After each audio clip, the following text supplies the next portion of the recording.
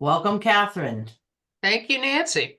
So I'm Kathy Boyle from Autism Housing Pathways. We are a nonprofit organization that helps Massachusetts families find or create housing options for their family members with disabilities. And a lot of what we do is train families through a series of presentations. And this is kind of our bread and butter presentation, thinking about housing. I will warn you up front, presentation is kind of like drinking out of a fire hose, but I don't expect you to absorb it all. Um, my goal for the evening is that you understand that there are a lot of moving parts and that the devil's in the details, and you don't know what you don't know, and what you don't know is what can come back to bite you. And so you need to be aware of that. But housing is the elephant that you eat one bite at a time. So we are going to start tonight with the goal being that, you know what, this is a long-term process, and you start and you keep going. So I like to start with this quote from The Lord of the Rings. And my heading here is, Isn't there a happy ending? And the quote goes, books ought to have good endings. How would this do? And they all settled down and lived together happily ever after. Ah, said Sam, and where will they live? That's what I often wonder. So 81% of young adults with autism live with parents or guardians, and young adults are defined as 19 to 30. 67% of adults with disabilities are not working, and 80 to 90% of adults with autism are not working. And so what we can take from these statistics is that our kids are unlikely to afford housing on the open market based on their income. And so we're going to need a plan B. What about group homes? Well, as you probably know, unlike education, adult services are not an entitlement. Just because you need something doesn't mean you're going to get it. Services are subject to appropriation from the legislature. And in fiscal 2024, there were 1,395 people who turned 22 who were served by the Department of Developmental Services, DDS. And of those 1,395, only 248 received what are called community-based residential services. And it's important to note that historically 25 to 30% of those receiving these residential supports have no family involvement. They are wards of the state, basically. So the moment you say, okay, we have a functional family in the picture, the likelihood of receiving residential services goes down. And historically, this community-based residential services, 2/3 of it is provided through group homes or through what is called shared living. And shared living is a situation where a caregiver receives a stipend um, in return for living in the same legal unit as the person for whom they are providing care. And traditionally, this is in the home of the caregiver. And a shared living caregiver cannot be a parent or a guardian. Um, the other third are people who have someplace to live outside the family home, but get at least 30 hours a week of wraparound services from DDS. So if we look at this, we can say, okay, you've got the wraparound services people, you've got the shared living people. None of those people, in none of those cases, is DDS paying the rent. The only situation in which DDS is actually paying for the housing is in group homes. And about 105 people a year statewide get a group home placement at 22. And there's 23, 24 area offices in the state, which means you're only looking at about 4 or 5 people per area office a year are getting a group home placement at 22. And in all other cases, DDS is not paying the rent, essentially. And what this tells us is that most families are going to have to face the challenge of finding or creating housing. Now, I want to do a little more of a deep dive before I go on to the next slide, because I want to talk about who is getting shared living and who is getting group home placements. First of all, to receive a group home or a shared living placement, you have to be what DDS calls priority 1 for residential. And there's several things to know about priority 1 for residential. Number 1, if you don't ask them to do a prioritization, they may not do it. Number 2, if the person's IQ is above 70, generally DDS is not going to fund residential. So we've already removed a whole bunch of people, and that's why we are looking at, say, 248 out of 1,395. DDS uses a criteria when they do prioritization, a health and safety criteria. So what does that mean? Basically, what it means is DDS says if the person is healthy and safe in the family home, we presume that's where they're going to stay until they're not healthy and safe in the family home. And again, this is just people with an IQ of 70 or below who and so you can ask them to do a prioritization, and they are now going to use this health and safety criteria of, healthy and safe in the family home. And there are 3 possible outcomes to this process.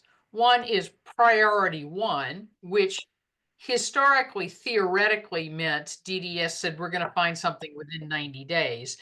It does not necessarily mean that anymore because there's so much of a housing shortage. But in theory, that's what priority 1 is supposed to mean, is we're going to find housing within 90 days. Priority 2 means DDS agrees this person needs 24/7 support, but they feel that the person is still healthy and safe in the family home. And not prioritized essentially means DDS doesn't feel this person really needs 24/7 support. It doesn't mean DDS isn't going to provide any support to the person residentially. It just means they are not going to be footing the housing, nor are they going to be footing the equivalent of 24/7 staffing. And the one additional point, there's 2 additional points I want to make here. One is that if the person has an IQ between 70 and 75, you want to make sure that DDS does what's called a functional assessment. Because the reality is that IQ testing is not like blood testing. It's not an exact science. There is a margin of error between 65 and 75. And so you want the functional assessment done so that maybe the IQ testing shows an IQ of 72, but the functional assessment shows no, not really. So that they are considered to have an intellectual disability and therefore potentially eligible for prioritization. Now, how does DDS decide someone is prioritized? Basically, they have a 3-pronged test. And the first prong is the characteristics of the individual. The second prong is characteristics of the family. And the third prong is the judgment of the person from DDS doing the assessment. And in terms of the characteristics of the individual, DDS is primarily looking at severe aggression, self-injury, or pica. In other words, eating things that are not food. And what that tells you is if that's what they're focusing on, you could have a person who is nonverbal, not toilet trained, and uses a wheelchair and still not meet the criteria for priority one based on their own characteristics. The second criteria is the characteristics of the caregiver, of the family. And this has to do with things like parental health, right? So, if Johnny has to be transferred in and out of a wheelchair, but mom's doctor has said mom can't do it anymore and dad's traveling on business, then that's the kind of thing that can tip somebody from priority two into priority one based on characteristics of the caregiver. Has dad had a stroke? Is mom legally blind?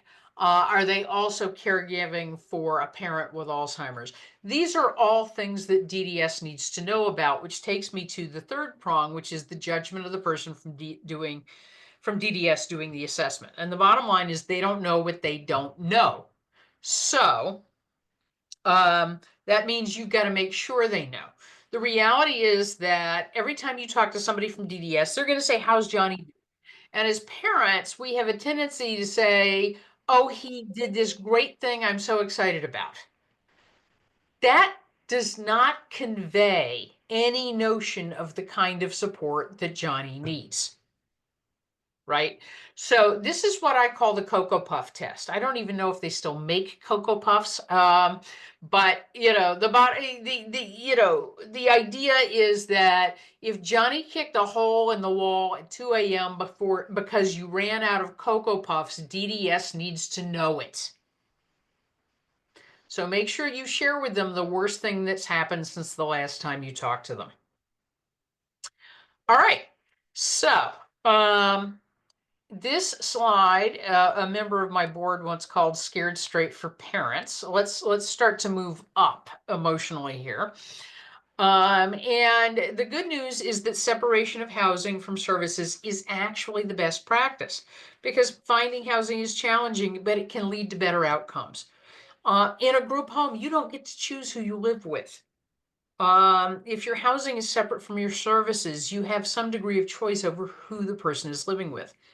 If you can control the property in some way, if the service provider agency is a poor fit, you can change provider agencies without the person moving. And if there's a live-in caregiver, if they quit, the caregiver leaves, not the person with a disability.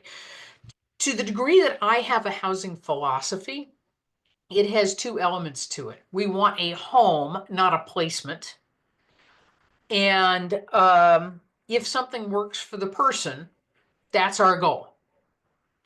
And I also want to just quickly note that when I'm talking about controlling property, that doesn't mean you have to own it.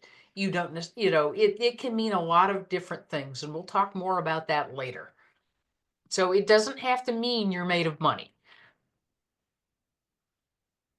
So we're not going to panic. We're going to plan. And this slide, by the way, is kind of our menu for the rest of the night. Everything is going to tee off of this. And first, families need to develop a housing strategy they can implement over time. And 5 to 10 years is not uncommon. Sometimes it can take 15 years. You can start to take concrete steps at 18. Do not wait until you're ready for the person to move out, because when you start taking those steps is when the clock starts. So we're going to talk about what I call the housing equation, which is the rules that govern which government programs can be combined, which cannot, what they can be used for, and where they can be used.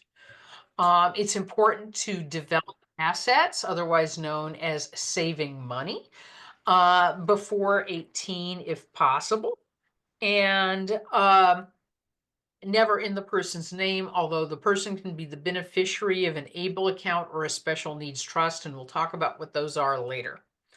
And then you want to develop the person's daily living skills to the degree that you can, because that will reduce the need for paid support beyond what the government will pay for. And finally, build a circle of support around the person, because mom and dad living forever is not actually a plan. All right. So the housing equation is, not too surprisingly, paying for housing plus paying for food plus paying for services is your bare bones housing. This does not include spending money, transportation, what the person does during the day, and even in Eastern Massachusetts, supportive services almost always cost more than the housing.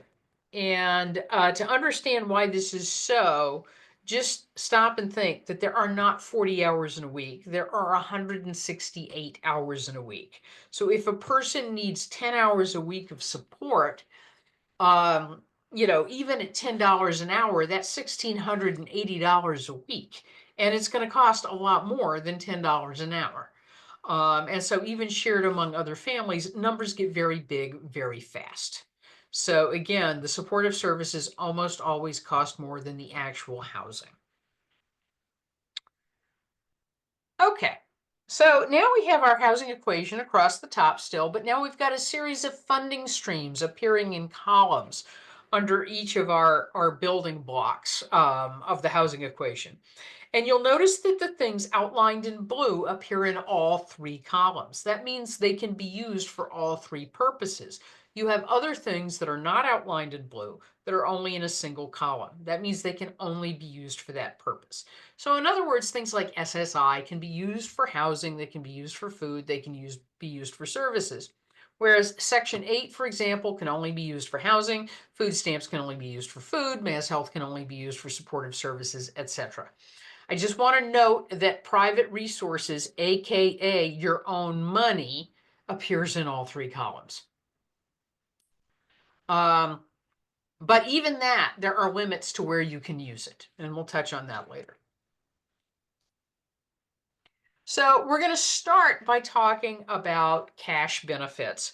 And at the end of this slide, I'm going to take some questions to kind of clear out the queue.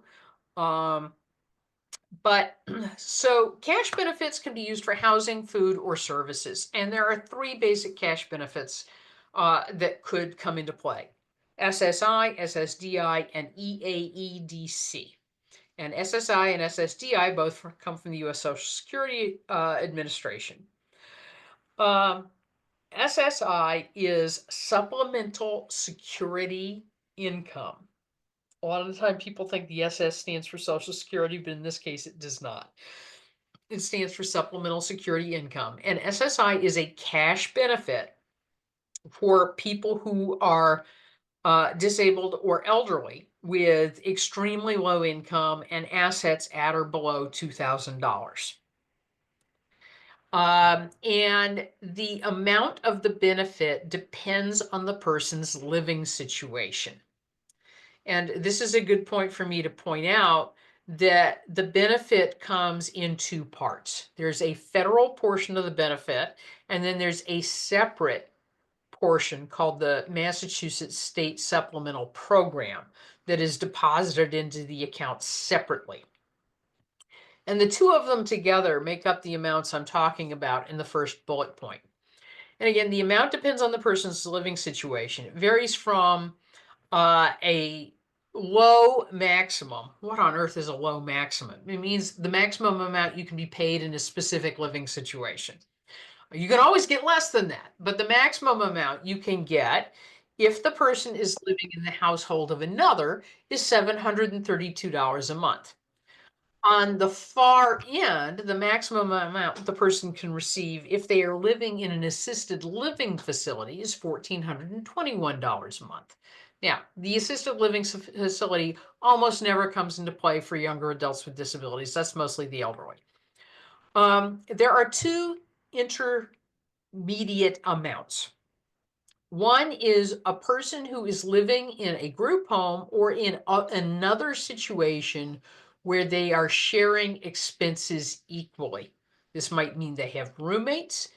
It can also mean if they're still living with mom and dad, but they can demonstrate that they can cover their full fair share of housing costs with their Social Security benefit, they can get that amount.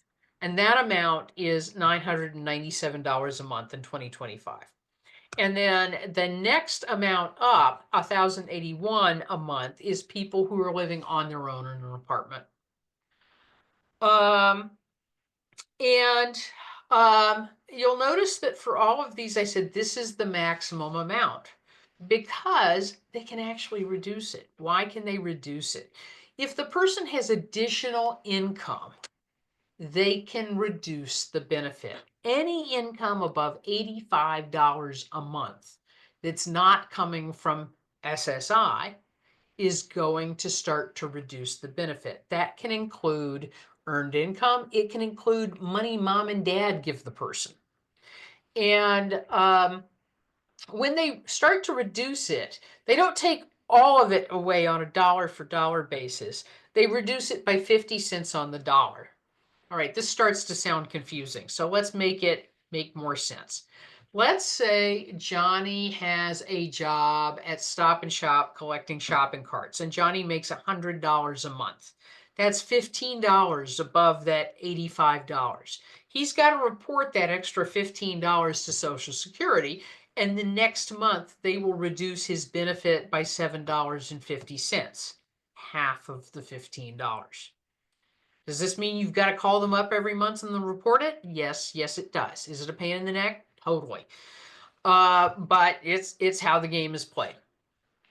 Now, the good news about SSI is that once you get it, if you are 18 or over, it automatically makes the person eligible for Mass Health.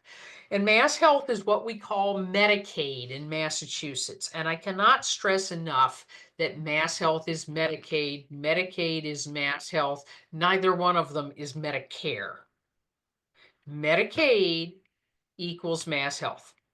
And Medicaid is what we use in this country to pay for long-term services and supports. If you've ever had an elderly parent go into a nursing home, you may have been shocked to discover that Medicare doesn't pay for the nursing home after the first X number of days.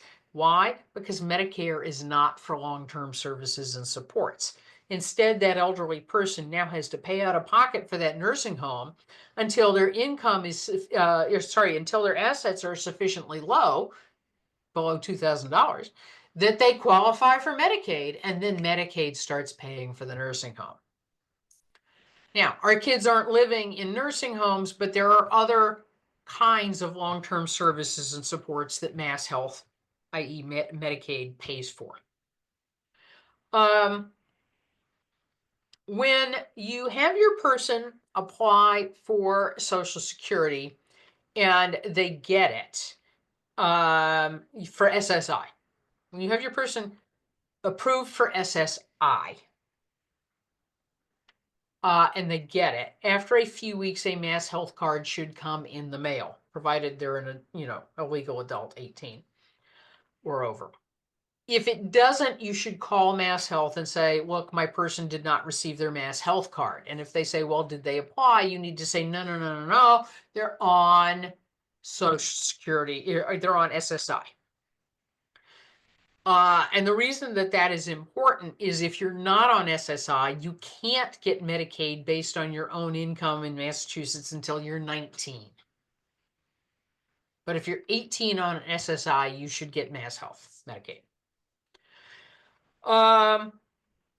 Now, as we identified, there's an income limit, and the asset limit is $2,000. And assistance from family can reduce the benefits.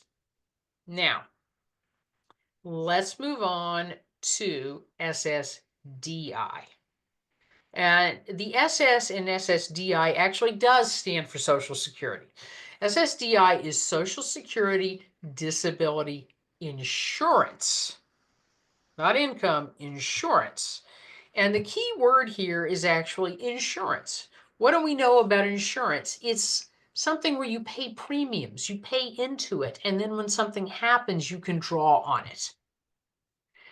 And So to get SSDI, somebody has to have been paying into it. And how do they pay into it? Through the FICA tax on your pay stub every 2 weeks or every month. That's where Social Security and Medicaid and Medicare are drawn out of your paycheck so that if you need them, they're there. And so you can only get SSDI if somebody's got a work history going on. And so if your person is 18 and they've never worked and they have a permanent disability, they're not going to get SSDI based on their work income because they don't have a work history. It doesn't mean they can't get SSDI. They can if they have a parent who has died, retired, or become disabled. But if their parent is still working, they're not going to get SSDI. And so let's make this a little more concrete. Let's go back to Johnny and the shopping carts. After Johnny has worked enough Social Security quarters, he might start to get a teeny tiny SSDI check based on his own work history. This doesn't mean he's getting more money. What happens is they reduce his SSI by the same amount. So he's getting exactly the same amount of money. It's just now some of it's SSI and some of it's SSDI. Let's say a few more years go by and one of Johnny's parents retires. And Johnny, when that happens, the parent is going to be asked by Social Security when they file with Social Security, do you have a disabled adult child? And you say yes, and certain things start to happen. And so what happens is Johnny's now going to get an SSDI check that's equal to 50% of the parent's Social Security retirement benefit. It does not come out of the parent's benefit. It doesn't reduce the amount the parent gets, but it's set equal to 50% of the parent's benefit. And at that point, if that amount is less than the maximum that Johnny could possibly get from SSI, he's still going to get a little bit of SSI, just enough to make up the difference, right?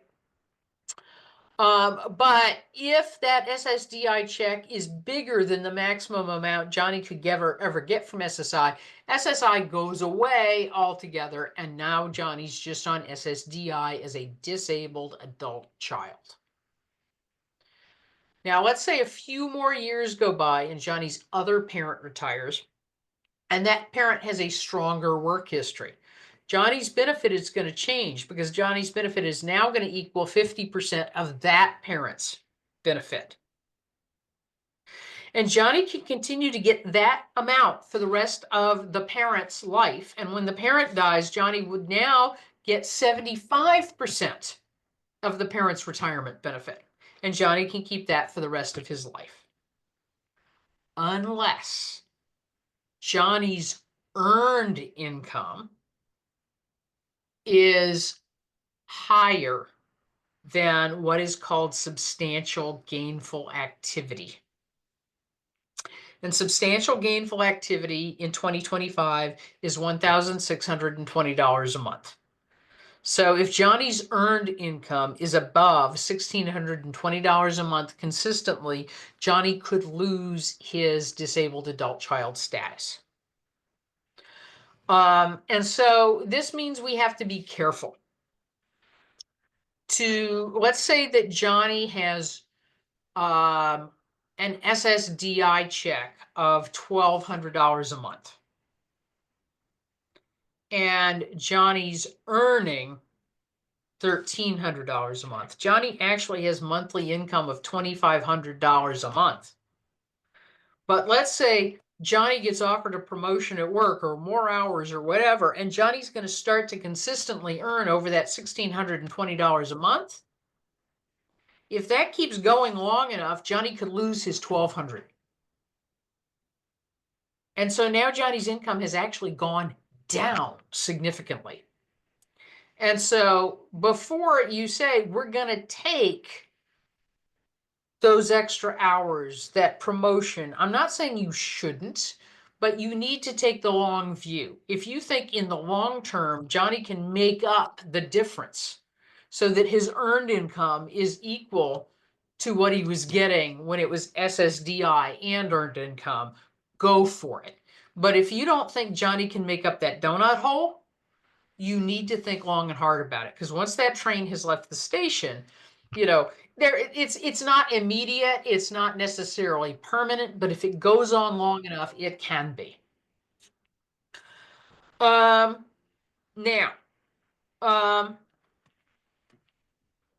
couple of other things about SSDI.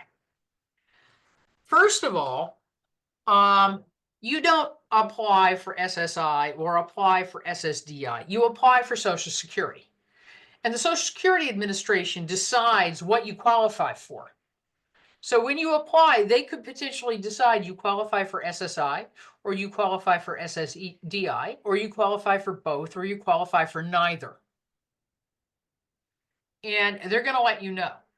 And a lot of the time people will panic because they get a letter that says their kid's not eligible for SSDI. And they're going, my kid has a permanent disability. They've been this way since they were 2 years old. I don't get it. Well, if you're still working and your child doesn't have a work history, they're not eligible for SSDI. Wait a few weeks because they always do the assessment for SSDI first. The letter about SSI comes later. If they're also turned down for SSI, then yeah, you got something to worry about. But again, if they decide your person qualifies, they might either get just SSI if there's no work history on the table. They might get SSDI only if there is a work history on the table and it's a strong work history, or they might get a combination of the two if the SSDI isn't enough to make the SSI go away. Now, once a person has been on SSDI for 2 years, they get put on Medicare. And Medicare is a great medical insurance program, but it does not pay for long-term services and supports. Only Medicaid does that. And if a person moves on to SSDI and their income is now above the income cutoff for Medicaid, Mass Health, they can still keep their Medicaid if they were already getting it as an adult and the only reason their income went up was because they're a disabled adult child who moved on to SSDI. Otherwise, they're potentially going to lose their Medicaid. And so that's potentially a problem. There is an escape clause, and that escape clause is what's called common health. And so if a person has income, if they're a person with a disability and they're below the age of 65, if they have income above 133% of the federal poverty limit, they should be able to get common health. And common health can also be used to pay for long-term services and supports. And so, that's good. But sometimes for some people, it may make sense to not take retirement yourself until your child is already getting SSI as an adult and therefore automatically getting that Medicaid that's going to follow with them. Now, a note on EAEDC. EAEDC is, one final note on this Mass Health to Medicare transition, blah, blah, blah, blah, blah. If a person is on Medicare, they're going to, if their income is below a certain amount, they can use the SSI to pay the Medicare premium. Or sorry, they can use Mass Health to pay the Medicare premium. Mass Health to pay the Medicare premium. But they have to fill out a form. It's not automatic. Otherwise, they're going to take the Medicare premium out of your Social Security check every month. So you need to fill that form out. The other thing is that even though they can't take away your Mass Health just because you moved to from SSI to SSDI, doesn't mean everybody in Mass Health knows that, and it's not uncommon for people to essentially be threatened with the loss of their Mass Health because the person at Mass Health doesn't know they're not supposed to lose this. So you need to be aware and you may have to advocate. All right, moving on to EAEDC. EAEDC stands for Emergency Aid to Elderly, Disabled, and Children. It is a Massachusetts only cash benefit for people, including lawfully present non-citizens who have housing expenses and don't qualify for SSI or SSDI.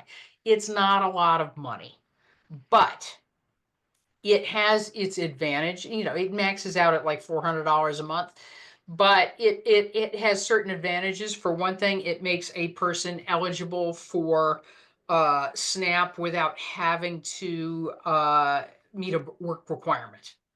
And it means that so long as they can continue to qualify, they can continue to have SNAP. Otherwise, they could potentially only be eligible for SNAP for a brief period of time in a 5-year period.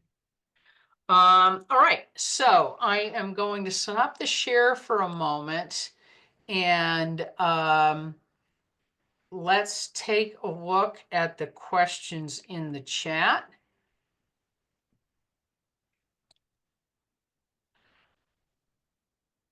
Okay, first I'd like to address Juan Martinez's question. We just literally released yesterday a version of this talk in Spanish. The numbers are based on 2024, not 2025, but we do have a version in Spanish released yesterday on our website. And if you bear with me at the end of the evening, I'm going to put that link in the chat.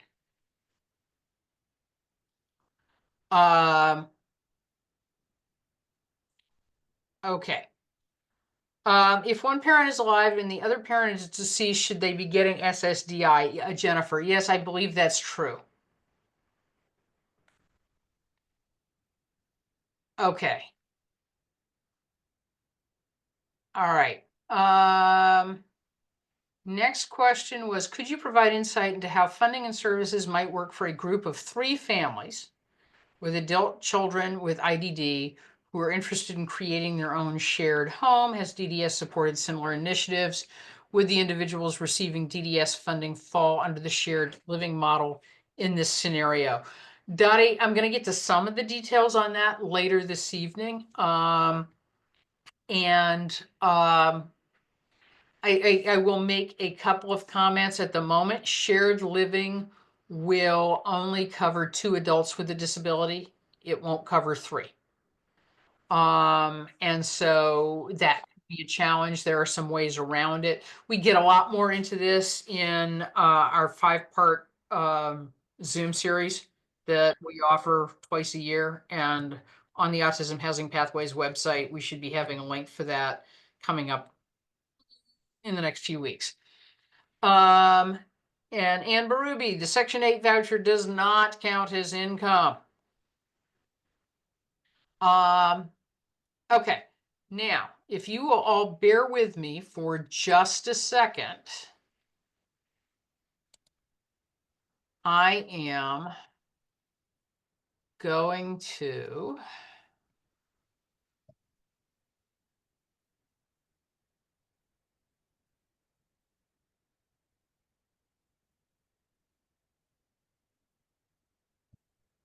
get Juan his link to this in Spanish.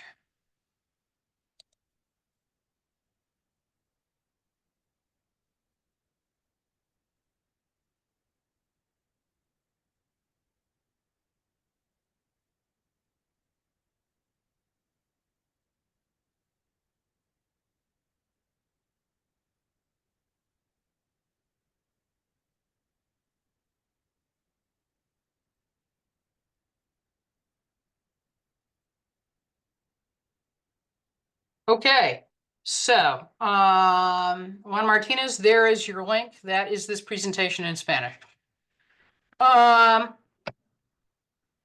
Chantal, the things I'm saying apply equally to IDD and autistic adults. I don't know if you missed this earlier in the presentation, but in terms of prioritization for group homes and shared living, it does not apply equally to people without an intellectual disability. But in terms of Section 8, Mass Health, Medicare, yes, that all applies to people whether they have an intellectual disability or not. All right. Okay. And will the presentation be made available? I will be sending the slides to Nancy, and assuming our recording comes out okay, a copy of the recording will be on the Autism Housing Pathways website. All right. Okay, I'm gonna go ahead and move on. And let's see, where are we? All right.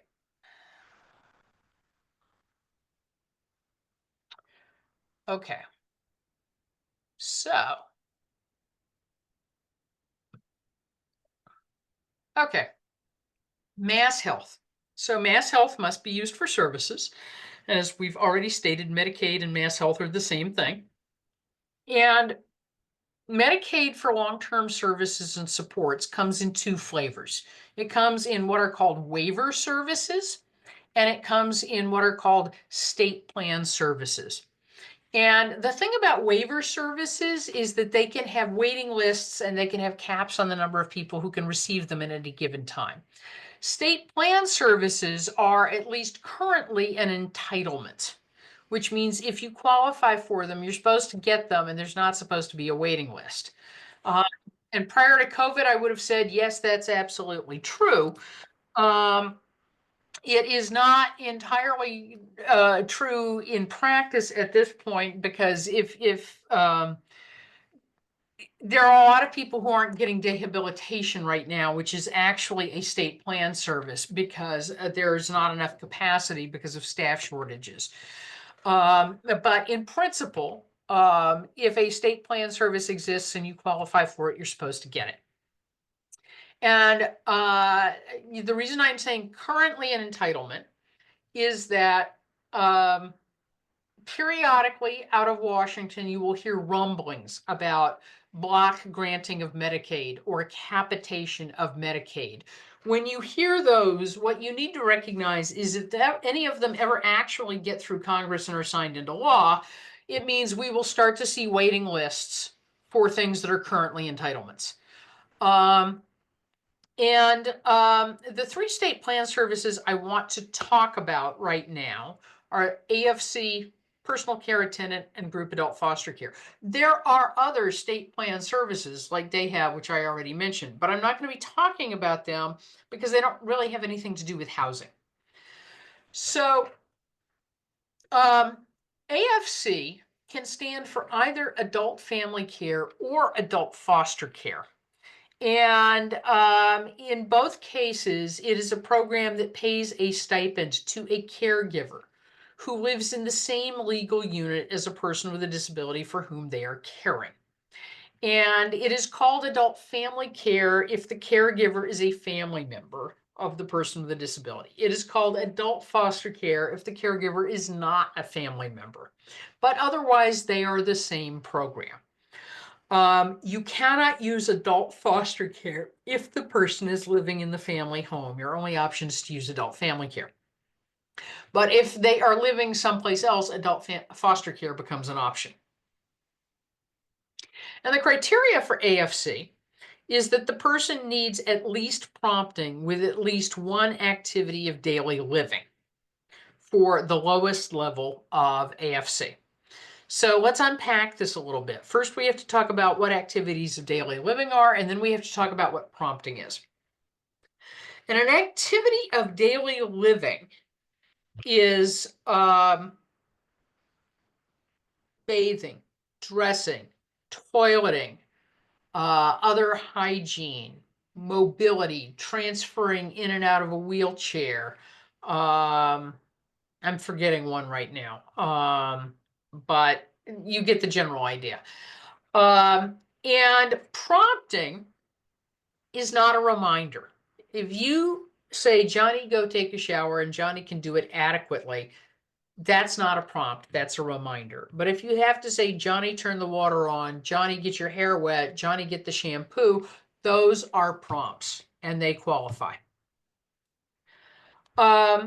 For level 2 AFC, the person must need physical assistance for 3 ADLs or for 2 ADLs if there is a maladaptive behavior present. And maladaptive behaviors could include aggression, they could include pica, they could be as simple as resisting care. And the AFC provider must live in the same legal unit and they cannot be a guardian. So by definition, because they cannot be a guardian, it means you can't be an AFC provider for your own child until they are 18. And then after 18, you know, the person who is the AFC caregiver of record still cannot be a guardian. So frequently what you will see is you will see one parent become the guardian and one because of the AFC provider. Is this unfair to single parents? Absolutely. Have there been efforts to change this in the legislature for the 15 years I've been working on this issue? Absolutely. Has it passed yet? No. But we continue to push the boulder up the hill. Having said that, there may be some ways around it. So, for instance, if you have a person who can use supported decision making, or where it's sufficient to use conservatorship and a power of attorney, you can still do the AFC. The other thing that I need to mention here is that it cannot, on a practical basis, be combined with food stamps. And that is because federal law says that in a foster care program, the caregiver is supposed to provide food because that's part of providing care, right?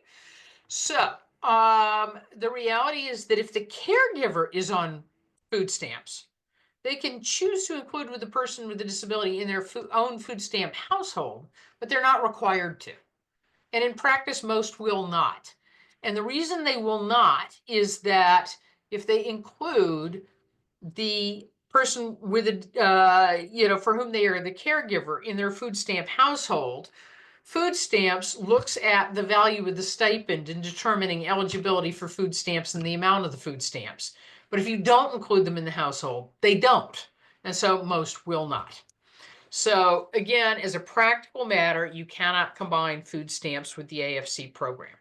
Having said that, I know there are people who are doing it and who have actually even been told by their AFC program that they should apply for food stamps, but this is not correct. And it is not my role to tell people what to do, but my fear is that if people do this, if SNAP ever catches on, they're going to say you owe them a whole bunch of back money.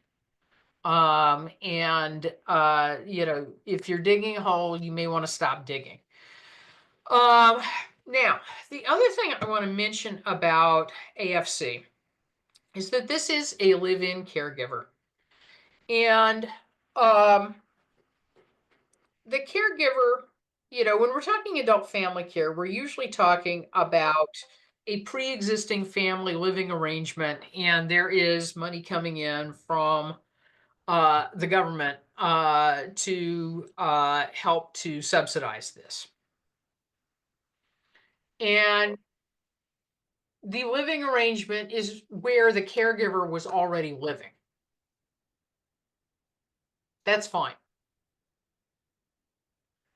If AFC is being provided in the home of the person with the disability by a non-family member, and the property is controlled by the person with the disability or their family or a third-party entity like a service provider agency, a rule kicks in from the U.S. Department of Labor, which says this is not a charitable endeavor. This is an employment relationship. And the caregiver must get the equivalent of minimum wage with time and a half after 40 hours. Well, guess what? There's nothing about $27 a day that says minimum wage with time and a half after 40 hours. This is a problem. Me. And Join the meeting. what it does is it becomes a inducement to put people into situations where they are living in the home of the caregiver. And if the caregiver wants to quit, they can, and the person with the disability has to move. And now we are suddenly back to it's a placement, not a home. But if it is the home of the person with a disability, we now have this problem around minimum wage. The good news is that in calculating the value of the compensation to the caregiver, they don't have to be compensated for time they're asleep. They don't have to be compensated for time the person's at a day program. And stipends can be additive. So if you have a caregiver who is caring for 3 people with a disability, and there are 3 stipends on the table at $27 a day, and they are getting the value of free rent, that goes a long way to cutting away at that. With AFC level 2, a caregiver cannot care for 3 people. They can only care for 2 people, but still 2 people at AFC level 2 is still more money than 3 people at level 1. Okay, moving on to personal care attendant. The PCA program is a program that really comes out of the world of physical disability. It is based on chopping the day up into 15-minute segments and saying, how many 15-minute segments a day does the person need hands-on care for those 7 activities of daily living? It's still the same 7 activities of daily living. And so they assess that and they add those up and they multiply by 7 to get a number of hours per week. The caregiver gets paid $19.50 an hour, going up to $20 an hour in July. And to qualify for PCA, the person must need physical assistance with 2 ADLs. The provider cannot be a guardian. But unlike the AFC program, the caregiver does not have to live in the same legal unit with the person with a disability. Now, as you can see, it's possible to qualify for both AFC level 2 and for PCA. But guess what? You're not allowed to use them both at the same time. You have to pick one. And sometimes one will meet people's needs for many years, but then something changes and they switch over to the other one. The reality is that if a person needs more than, say, 20 or 25 hours a week of supports, PCA is probably going to pay more. But PCA is not intended to provide supervision. The original candidate for PCA would be, say, somebody who's quadriplegic but works as a lawyer in a downtown law firm. They need somebody to come into their apartment, help them get ready in the morning, but they don't need a supervisor to make sure that they don't eat hardware. So if somebody needs it needs constant supervision to keep them safe. Even though AFC may not pay as much money, it may be the direction you need to go in. All right. Now, the other thing about PCA is the same Department of Labor regulations apply. And so the result is if you are using the PCA program and you hire someone as a PCA, and you need to find out if they are working for anyone else as a PCA. Because if they are working more than 40 hours a week in total as a PCA, you are going to have to get a waiver from Mass Health to hire them, because Mass Health is not terribly interested in paying time and a half to people.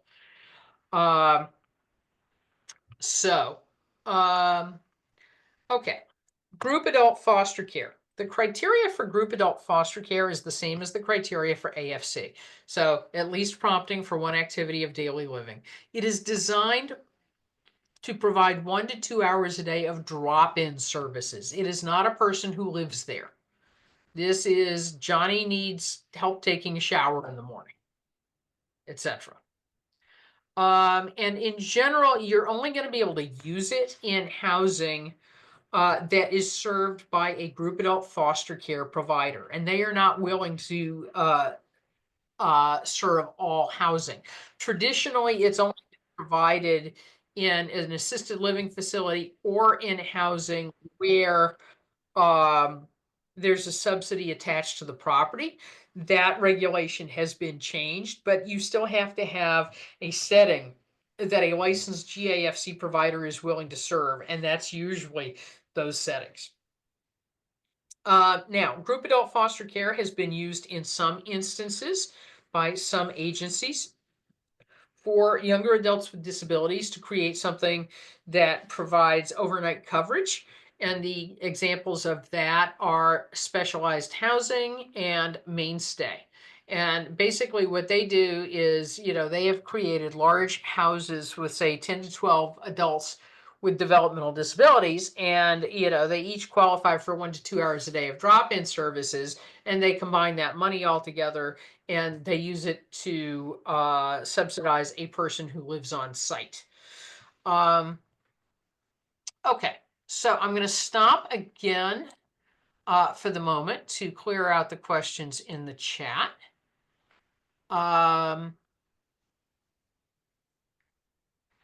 Okay, what kind of help is there for families in shelters who have disabled children underage and get SSI? The primary help is the ability to get into the shelter, because the people who don't have underage kids don't have a right to shelter. The shelter staff are supposed to provide assistance with, say, filling out forms for permanent housing. The main thing I suggest to people in this kind of situation is that they connect with their autism support center or their family support center, and that they also make sure their kids are getting appropriate services through their school district. And you might need to connect with Mass Advocates for Children if your kids are not getting appropriate support from your school district. Unfortunately, there are no specialty housing programs for people who have underage kids with disabilities. They're just not there. Will a minor currently eligible for Mass Health under Kelly Mulligan continue to be eligible for Mass Health after 18, regardless of SSI, SSDI eligibility? Natalie, the short answer is I don't know about between the 18th birthday and the 19th birthday. But provided they continue to income qualify, they can apply for Mass Health on the basis of their own income at 19. It may depend to some degree on whether they are counted as dependents on their parents' tax returns. This is getting way deep in the weeds, and I can give you an educated guess, but I can't be sure I'm right.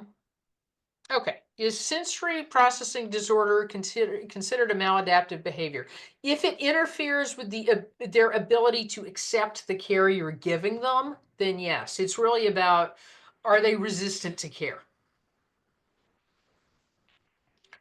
The 7 ADLs do not mention managing medication. Does that come into play someplace in qualifying for AFC level 1 or 2? Not to my knowledge, right? There is a difference between what they call ADLs and what they call IADLs, which are instrumental activities of daily living. They are more likely to find you eligible for AFC or PCA if there are issues with IADLs, provided you already meet the ADL criteria. But the IADL criteria alone, I don't think are going to play a role. Nancy, do you have any further insight on that?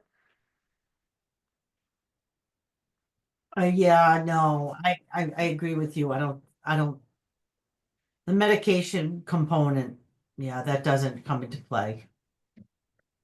Okay. All right. Okay, so I am going to go ahead and close out the chat and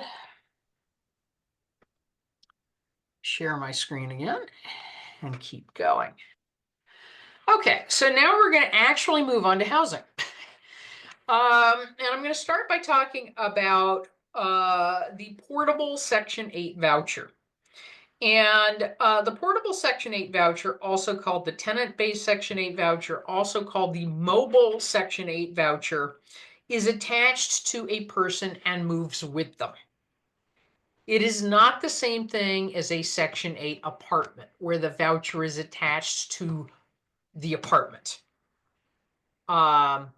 The portable is attached to the person, and that's the one I'm going to be talking about right now. And that portable voucher allows you to rent an apartment in the community. It doesn't make it a Section 8 apartment. It's still an apartment in the community. And the way it works is that the person pays 30% of their income in rent to the landlord. And the difference between that and the actual rent, what is called the contract rent, is paid directly to the landlord by the voucher issuing authority with funds from the U.S. Department of Housing and Urban Development. It is not considered a resource for either SSI or Mass Health. One thing that it is very important to be aware of is that there is a new rule coming into effect this year that means that an assisted household, and let me stress, the household is your young adult with a disability, it's not you. Because it's who's in the household that is being created when they take the voucher and move out. So a new rule means an assisted household can't have more than $100,000 in assets or have or own a property that they can live in. So again, that's not mom and dad, that's the individual. They can have special needs trusts, ABLE accounts, and IRAs. But other kinds of assets can get you in trouble with this new. The real downside of Section 8 is that it can be anywhere, on average, it's about an 8 to 12 year wait, but it can actually be anywhere from 5 to 14 years, depending on where you live. And this is what drives, if we go all the way back to like slide number 3, when I said it's a 5 to 15 year process, this is why. Waiting lists for a voucher are driving this train. Most families need a voucher to be able to afford a housing solution, a voucher, an affordable apartment, and they all have wicked long waiting lists. So the person cannot apply based on their own income until they are 18. And therefore, as soon as they're 18, you want to be hopping onto these lists. Once a person gets a voucher, they have 60 days to use it or lose it under federal law. Some housing authorities will automatically give them a little more time, but in any case, you can usually get an extension for a person with a disability, but this is not open-ended. You're generally not going to push it out past 6 months at the outside. A person with a disability can receive a 2-bedroom voucher if they need an aide to live with them, but that aide cannot be a close family member. It's not going to be mom, dad, brother, sis. Cousin might be okay. Having a family member be the landlord can be permitted as a reasonable accommodation for disability, but the person renting must live in a legal separate unit. Section 8 is actually fairly complicated. That is why we have an entire website called 18 Section 8 to help people through the Section 8 process and through other affordable and subsidized housing applications. And one thing to bear in mind is there's more than one Section 8 waiting list. So we'll be talking more about that in our next session. I can't remember what month that's in, Nancy, but I'm sure you'll let us know before the end of the evening. Yeah, I think it's April. Okay, April. So, but 18 Section 8 is our website to help people through that process. One thing I will say just quickly is, well, I'll wait till the next, okay. I'm going to go through the next 2 slides and then I'll break for questions again. And after that, we'll hold it to the end. Section 8 is not the only game in town. There are other affordable and subsidized housing options. The Massachusetts Rental Voucher Program has both portable vouchers and site-based units. The Alternative Housing Voucher Program is a portable voucher in Massachusetts for adults with disabilities. In Massachusetts, 13.5% of state-funded elderly housing is reserved for people 18 to 59 with disabilities. Federal elderly housing sometimes, but not always, has set-asides for adults with disabilities. Project-based family housing, either state or federal, and the federal can include site-based Section 8, which is what you're thinking of when you say a Section 8 apartment. One curious feature of site-based Section 8 is if you live in site-based Section 8 for 12 months, you can petition the Housing Authority to convert your site-based Section 8 subsidy into a portable Section 8 voucher. And this can shorten the wait time for a portable voucher dramatically. Let's see. Private affordable housing. These are the big developers. Wynn, Halkeen Management, Peabody Properties, Beacon Communities, Avalon. These are the people who are putting up the big apartment buildings all the time. And they have units set aside for people at different price points because they got tax credits. Some of that private affordable housing is affordable to people at extremely low incomes, whether they have a voucher or not. Then there's others that are only available to people between 50% and 100% of area median income, or affordable for people who have a voucher. And that's a great place to use a voucher. And next, there's single room occupancy. The classic example of this is renting a room at the YMCA, but there are other players in town, such as Caritas Communities. Affordable assisted living. Again, the real challenge with affordable assisted living is finding one that would serve a younger adult with a disability. And then there are rest homes. Again, they're not likely to serve a younger adult with a disability, but I've seen these as something that you might want to consider if you've got a situation where mom and dad are passed on, the individual is maybe now in their 50s or 60s, and their sibling is trying to figure something out for them, and the person's only income is SSI or EABC. We have a housing search and application grid at this link. We have detailed information on how to apply for housing at 18section8.org. Make sure you click on other ways to apply for housing. There's a spreadsheet to track your applications in the document library, sample completed applications in the document library, and the site is color-coded to dovetail with our housing search and application grid. And again, we're going to do a very deep dive on this in April. All right, so I'm going to stop the screen share there for a second and see if we've got any questions in the chat. And once we clear these out, we're just going to keep going until we get to the end. Can an individual live in an ADU on the family's property and use a voucher? Yes, yes, yes. Would an in-law apartment count as a separate unit? Yes, yes, yes. Provided, you got your building permit correctly from your house, from your building department in your town. Absolutely. And what's very exciting is as of February 1st, the Governor's Affordable Homes Act is coming into effect. And that means that creating an ADU, accessory dwelling unit, is going to be a by right use regardless of local zoning, which means your zoning department is no longer going to be able to say you can't convert the garage to a studio apartment.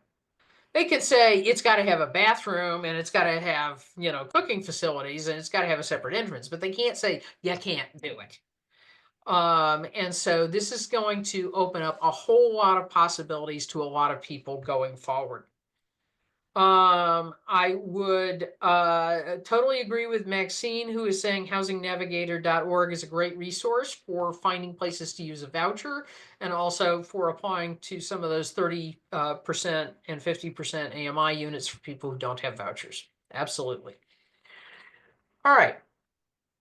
So again, I'm going to close out the chat and ask people to just put questions in the chat till we get to the end, and we'll open it up again at the end.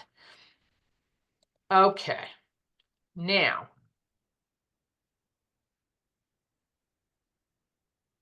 All right, so let me just escape here so I can read my notes. I want to come back to the funding stream slides here for a moment to talk about some of these other items. Food stamps tend to pay about $218 a month, but can be as high as $291. And they cannot be combined with adult foster care or adult family care, generally speaking. There can be a 30% discount on electricity and gas for people on public benefits, but the utility bill must be in the name of the person with a disability. Comcast has an Internet Essentials plan for $9.95 a month for people on public benefits. Additionally, sometimes DDS will pay for utilities not included for the rent for people who are receiving individual supports. And the other thing worth mentioning is eligibility for free cell phone service. SafeLink is an example of a provider. They're not the only one. They're one of 3, I think, in Massachusetts, but it's the one most people have heard of. Basically it provides free service with a certain amount of data and minutes. There can only be one per household. And you have to use it at least once a month. And then DDS individual support hours can be used by people who have their own place to live outside the family home who do not require 24/7 supports. So what does that mean? It means that, gee, getting that affordable or subsidized housing is really important because if your person is living with you, DDS might say, Johnny needs 5 hours a week of support. If Johnny's living in his own place, you ask DDS to reassess the amount of support Johnny needs, and they may say now he needs 15 hours a week of supports. So all of these are things to be aware of. If Johnny is living in a place where he can tap into group adult foster care and he qualifies for it, maybe he's getting 2 hours a day from group adult foster care plus 15 hours a week from DDS. So this is all additive, provided you comply with everybody's rules about what you can and cannot combine. Okay. So what if you are one of those rare unicorns that gets group home funding at 22? Group home funding is based on rates promulgated under a law called Chapter 257. You can find a link to those rates at the link near the bottom of the page. And per diem rates are based on a program model. And the basic model, they're on paper, there are 4 models. As of right now, there are really 3 models. Basic, intermediate, and medical/clinical are the 3 kind of what I would call real models right now. And in each of them, it is based on what is the model, what is the number of residents per house, and what is the number of full-time equivalent direct care staff. So to give you some basis for comparison, a basic level 4+ person house with 12.5 full-time equivalent staff is going to be paid $3,040 a day for the house by the state. An intermediate house with the same number of people and the same level of staffing will get $3,135 a day. A medical house that needs at least 40% of their hours from skilled nursing, same number of residents, same number of FTEs, is going to be getting $3,967 a day for the house. Bear in mind that basic 4-person house at $3,040 is the highest level of staffing permitted for a basic 4-person house. By contrast, a house with 6 full-time equivalent staff is only getting $1,721 a day. Now, there are several things to be aware of here. First is that the bottom threshold for a medical model house is, in theory, 20% of hours need to be coming from skilled nursing. But the regulations actually permit, if there's a complex behavioral profile, that even if they don't need the 20% of their hours from skilled nursing, a person might qualify for that model. This now starts to run into the 4th model, the one that I haven't mentioned. There's a brand spanking new specialized behavioral rate.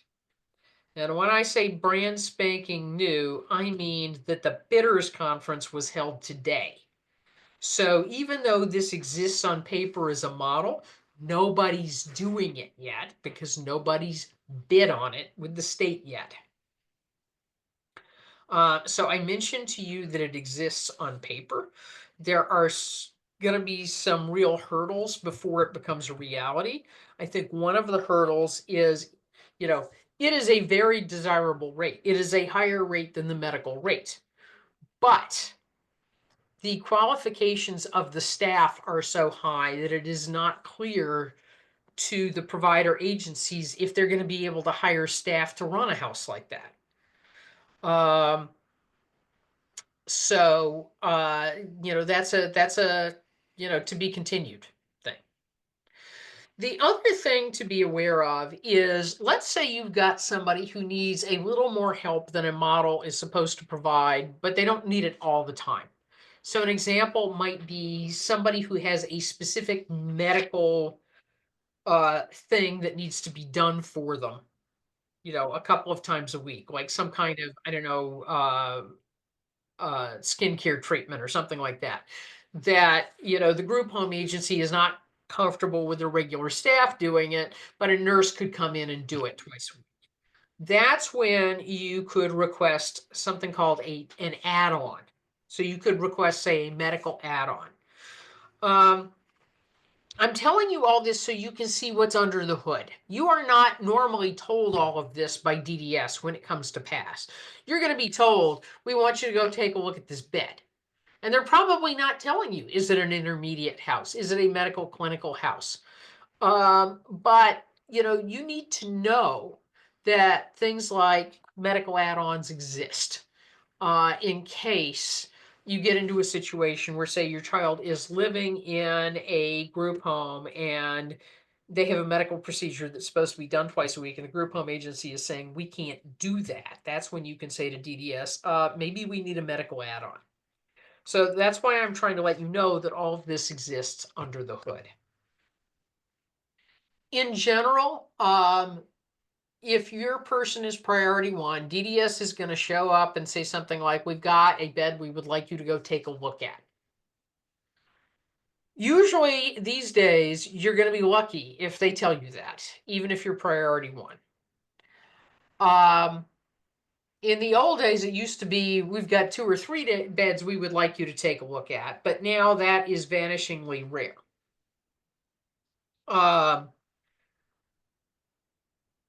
Here's the catch.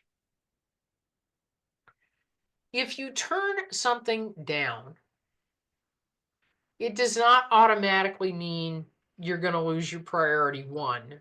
But if you keep turning things down, in practice, you can quite easily lose your priority one. So you have to be careful. It is not easy to move around inside the group home system. Nonetheless, it is easier to get into the group home system, and it is easier to move around within the group home system than it is to get into the group home system. And so sometimes it may make sense to take something that's less than optimal, provided it is doable. What do I mean by that? Things I've seen that are completely not an appropriate placement that it makes sense to turn down. We are offering you this bed. Your kid is 22 and has extreme aggression. Everybody else in this house is 75 years old, and the bed is open because somebody died. That's not a good fit. On the other hand, you had a vision of your kid having all peers, and they were going to go out and do fun things every day. And what you're being offered is your kid is 22 and everybody else in the house is in their 30s and 40s. You might want to take a look at this, honestly. My kid needs a medical house, but everybody else in this house uses a wheelchair. I'm just not seeing it. You might want to take a look at it. Because the reality is that if you lose your priority one, you may not be offered it again until something qualitatively changes, as in you have a heart attack or a stroke. Are there some unusual out-of-the-box models? Yes, they are. They were not usually created by people who were turning 22, or sorry, whose kids were turning 22. These are situations that came into being later. So a classic example is in West Roxbury, there's a Chinese cultural group home. This was, was not created out of whole cloth, and they went out and found residents who were turning 22. This was created as an initiative between a group of parents, a service provider agency, and DDS, because all of their kids were already in group homes and they felt their kids were losing their culture. So over a multi-year period, they were able to develop this model. So it's not that out of the box things can't exist. It's just they don't happen all at once usually. In the situations where I've seen people create something out of the box, it's usually not with a group home, it's usually with shared living. And the reason for that is with shared living, you're only trying to make one or two at the most clocks strike at the same time. And what I mean by that is, okay, you're priority one, and you think your kid would be great living with this other kid over here. But unless their birthday is on the same day or within 6 months of each other and they live in the same area office or DDS region, the odds of, putting something together involving them is almost nil. So, but with shared living, it's a little bit different. So have I seen somebody do something where they bought a condo and their kid moved into it with a DDS shared living provider? Yeah, I've seen that. And it worked well. So, but it worked because they were only trying to deal with one person turning 22. All right. Now, under a 2014 policy, DDS will not license, fund, or support new residential development with any of the following characteristics. Settings that have limited, if any, interaction with the broader community, settings that use or authorize restrictions that are used in institutional settings, farmsteads or disability-specific farm community, gated or secured communities for people with disabilities, settings that are part of or adjacent to a residential school, multiple settings co-located or operationally related that congregate a large number of people with disabilities for significant shared programming and staff, and multiple settings on a single site or in close proximity. Yes, did I just read that? Absolutely, because there's no way to paraphrase that. I will point out DDS is not opposed to people having a day program on a farm. They are not opposed to people doing shared living on a farm. They are not fans of having a day program on the same farm where the person is living.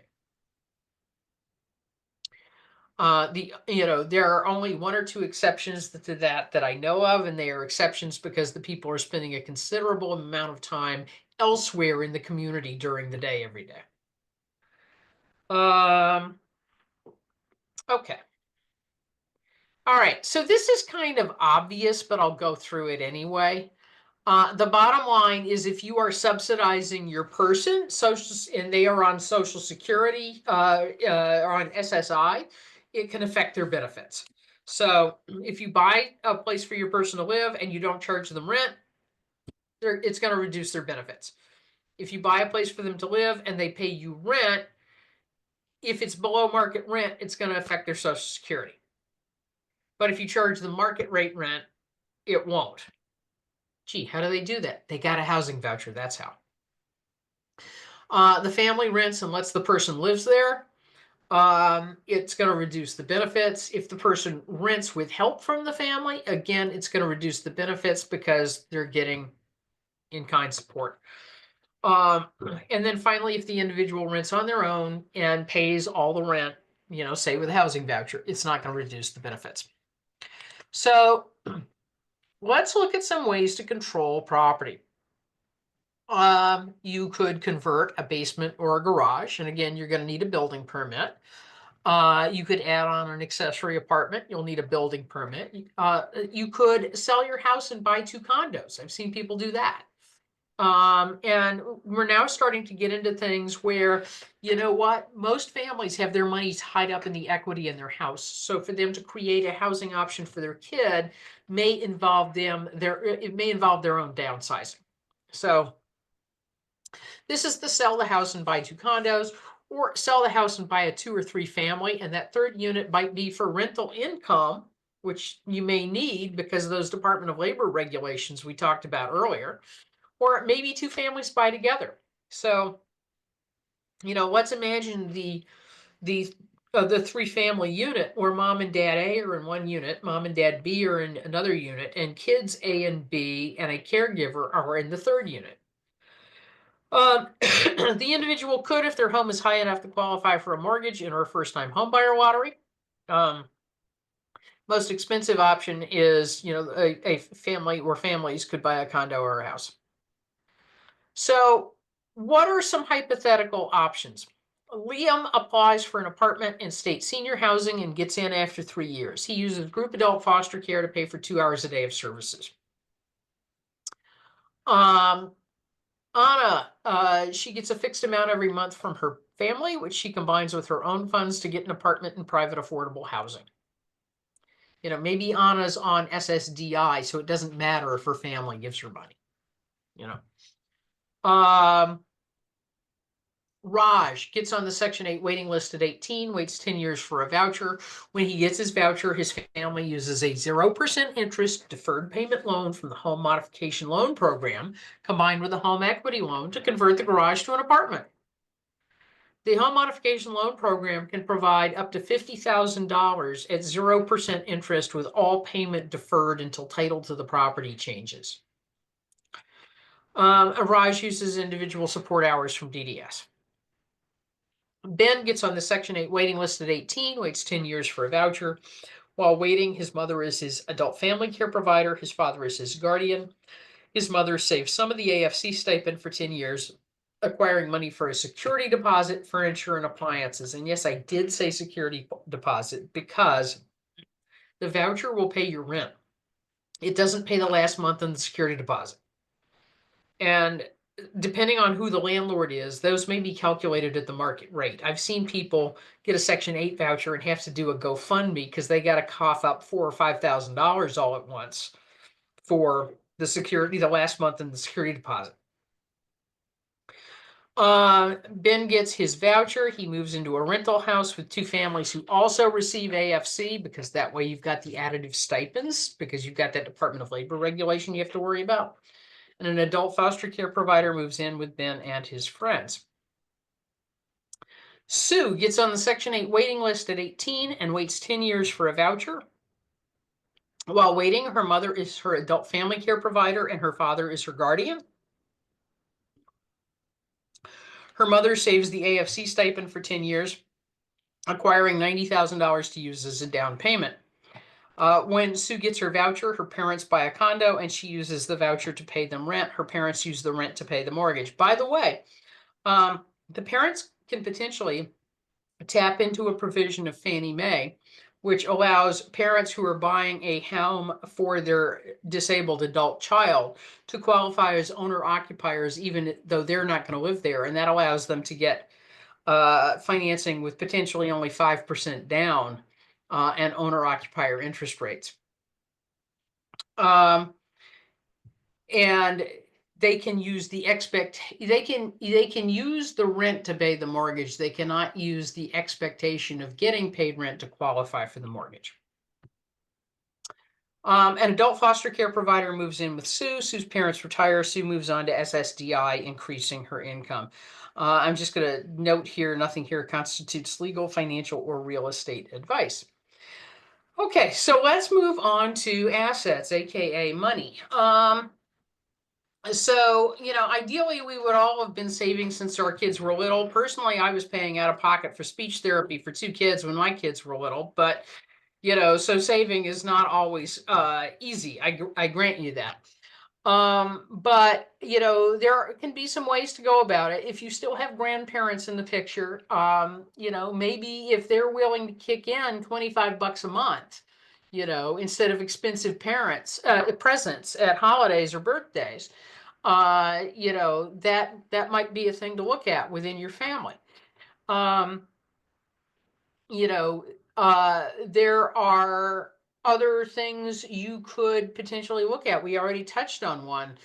Sue's mom was saving the AFC stipend for 10 years to put together that $90,000 nest egg. The key, though, in the financial planning, and I'm not a financial planner, and I need to say that, is that you don't want to have assets in the person's name. And you want to make sure other family members know this. You do not want great Aunt Rose to kick off and leave, little Jennifer $9,000 and Jennifer loses her PCA eligibility. This is bad. But there are some ways around this. And so we're going to talk about the ways around this. And one of them is ABLE accounts. And ABLE accounts, they are like 529 college savings accounts, but they are just for people with disabilities. And they are available in Massachusetts through Fidelity. You don't have to get them through Fidelity. There are some ABLE accounts in other states you can tap into, even if you live in Massachusetts, and you can learn more about that at the ABLE National Resource Center website. But ABLE accounts, you can save up to $100,000 in them before they impact your federal benefits. You can only have one ABLE account. Up to $18,000 a year can go into them from all sources. So in other words, you might put in $1,000. Great Aunt Rose could leave that $9,000 to the, into the ABLE account. Johnny could put some of his own income in there. So these are all ways to help build that nest egg. And again, that can be really critically important when you're trying to do things like pay that security deposit and last month's rent. There are also special needs trusts. And there are two kinds of special needs trusts, third-party and self-funded. Third-party special needs trusts are funded with money other than the person with a disability, and self-funded are funded by money from the person with a disability. Why might the person with a disability have money? Well, the classic example is they won a lawsuit because of medical malpractice that caused them to become disabled. This is not the way it usually works, however. In my experience, it's usually because the parents are divorced and there's child support being paid, and child support is actually technically an asset of the child, and the special needs trust is necessary to preserve eligibility for things like SSI. And in both ABLE accounts and special needs trust, technically the person doesn't own the account. They are the beneficiary of the account. Both self-funded special needs trust and ABLE accounts have what is called a clawback provision. And that means when the person with a disability dies, if there's any money left over, it goes to Medicaid to reimburse them for money spent on the individual. Third-party special needs trusts do not have a clawback provision. Any money that's left in the account when the person dies can go to a residual heir. And so what you'll see is that one of the issues with a special needs trust is once you put money in it, it has to file taxes every year. And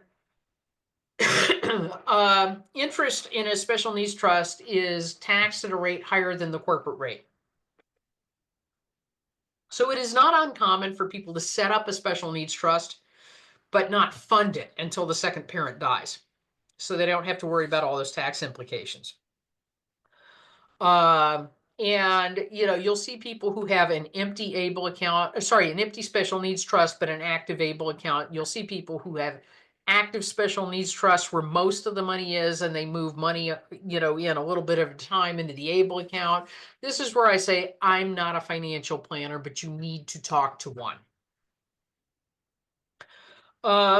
Individual development accounts, I'm going to skip over very quickly, both because we're short on time and because they're very complicated and because I've never actually seen anybody actually use it.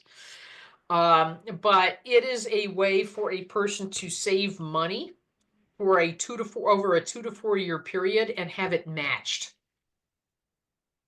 But the catch is that it looks at the assets and income of everybody in the household, not just the person with a disability. It's very hard to find matches that don't impact the Social Security benefit. It's not that this is impossible, it's unusual. And my last bullet point here is more life insurance is often recommended. Again, you get We're not putting any money into the special needs trust until the second parent dies, and then, you know, a whole bunch of money from life insurance, for example, flows into it. But again, I am not a financial planner. I now want to talk briefly about skills. Adaptive living skills has been shown in research that's at the link at the bottom of the screen to be the single most important predictor of success for adults with autism in midlife. It was not intelligence, it was not speech, it was the ability to, it was not the level of education, it was the ability to get up, take a shower, get dressed, and get on the bus. And the reality is that the more skills the person has, the less you need to spend on paid support. Because you're going to hit a wall where, Social Security, DDS, the Housing Authority, all those sources of money are on the table, but it's not covering everything Johnny needs. And that has to come out of your pocket. So the more skills Johnny has, the less money has to come out of your pocket. That's the bottom line. I like to refer to this thing called the Modified Adolescent Autonomy Checklist. I'm going to click onto this quickly. And you can see basically we have 6 pages of skills. And we have 4 columns that I call 4 buckets. And the skills are things the person can already do and actively does. The second bucket is what you think they can learn how to do, even if they haven't learned it yet. The third bucket is things they're always going to need some help with. And the fourth bucket is things that will have to be done for them. And so essentially what you want to do is identify where the person is in the process. What skills are in what buckets? And then while you're waiting for some form of affordable or subsidized housing, you want to move as many skills as possible from bucket 2, the can learn how bucket, into the can do and does bucket. And at the same time, you want to be figuring out strategies for buckets 3 and 4.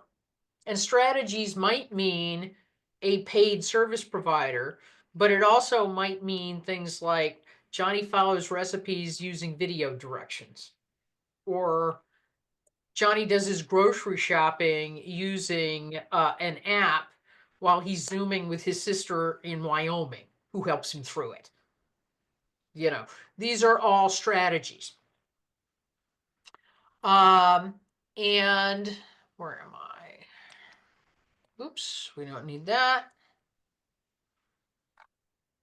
Sorry, we really don't need that. Let me drag things out of the way. Okay, there we go. So, to gain skills, we've got some resources on our website. We have something called a Life Skills Library playlist on our YouTube channel. We have something called A Place of My Own, which is a free course on Teachable, addressing skills needed to get and keep housing. I don't suggest you turn your person loose on that by themselves. It's the kind of thing you want to do 20 minutes a week with a parent or a coach or a teacher. We've got a section called Skills for Living. We've got information on assistive technology. You could also bring on board the Centers for Independent Living. There are 15 of them in Massachusetts. And they are completely outside the whole DDS system, etc. But they exist to help people with disabilities acquire the skills they need to be able to live independently. And then housing strategies should reflect a vision. And there are 2 visions that are on the table potentially. One is the vision of the person, and the other one is the vision of the parents. And person-centered planning is to address the vision of the person. It's a method for your person to plan for their future, and it relies on circles of support to help them carry out their plans. The bottom line is they need a village. Mom and dad are not a village. Mom and dad are not going to be a village. You need a village. The letter of intent is a statement by the parents or the guardians of their intent for the person's future.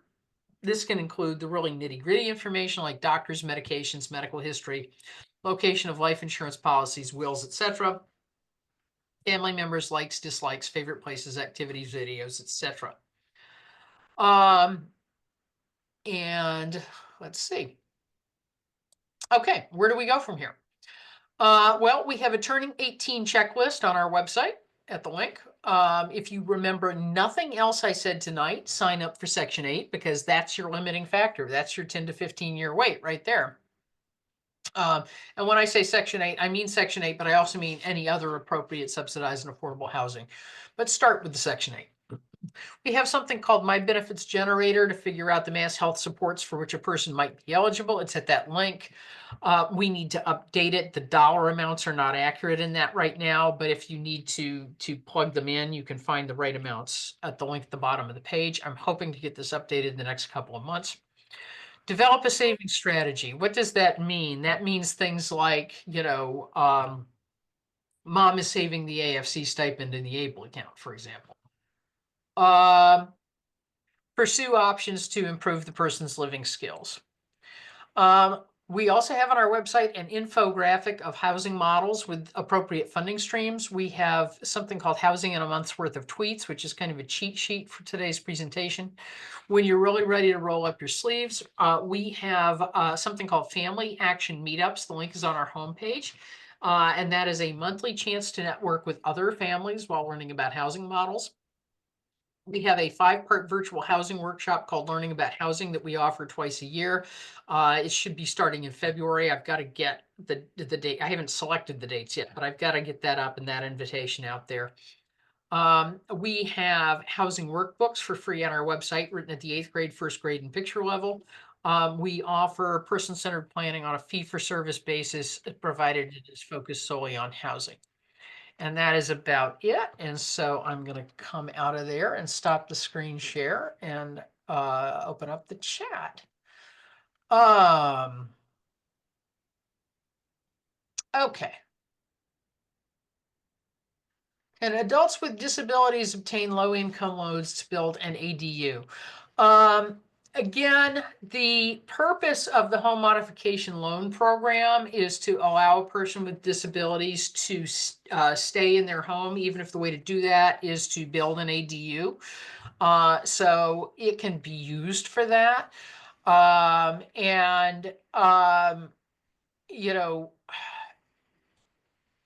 think there may be, it is the homeowner who has the loan. Let's put it that way. How can we learn more about emerging behavioral group home options and news? Will we provide updates on the website? I would say that in terms of what happens with the new specialized behavioral rate for group homes, you're most likely to get an update on that if you come to one of our quarterly business meetings, or if something happens with that, we'll probably be discussing it at the Family Action Meetups. The implications of the Anna scenario, which we do with our 24-year-old son who is a DDS client but does not receive SSI or SSDI. You might want to talk with a financial planner about the Anna scenario, about if there's an ABLE account in place, if you run some of that money through the ABLE account. I can't be the financial planner, but that is the question I would ask them. Do you have to wait to set up an ABLE account until after you qualify for SSI or SSDI? Since that takes 10 plus months, what do you do with the child support payments during the interim? I know that it is at least theoretically possible to set up an ABLE account with documentation from a doctor as opposed to a letter from Social Security. But I haven't gone that route, so I can't tell you how long it would take. And again, I can't, tell you, I can't be a financial planner. How do we get the links to work? Well, I'm going to be sending the slides to Nancy, and I'm hoping she will be sharing them with folks. And at that point, the links will work for you. I'm sure Anna's already jumped off, but thank you for the nice words, Ann. Do you have a meetup for young adults to talk about where they are in their life goals? I do not. But Nancy, You know, you are with the regular ASC. I think there's an adult ASC now under the Northeast Arc, and I think they have groups for adults that might be something to look into. Yes. Okay. All right. Okay. Allison, I don't know what to tell you. I will say that I think that some of the support groups went virtual during COVID, and I think some of them may have stayed that way. And so the direct area may not be as relevant, but I honestly can't tell you that there is anything you can tap into. But I would look into AA&E, and I would contact the Northeast Arc Autism Support Center as places to start. And if they can't help, they might have some ideas. Well, reach out to me and I'll direct you to anything that's out there. Great. Thank you, Nancy.